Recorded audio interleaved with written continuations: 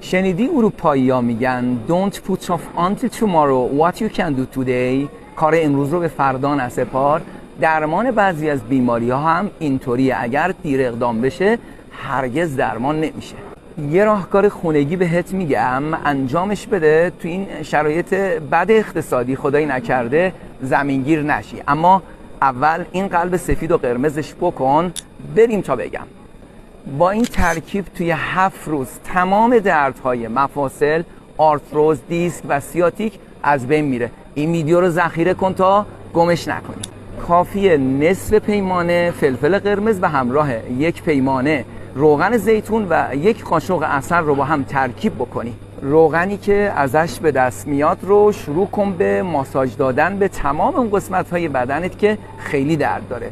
بعد از 7 روز معجزش رو خواهی دید و کاملا دردات رو از بین میبره. اینو بفرست به دوستات هم بدونن و کامنت خدا قوت یادت نره ها.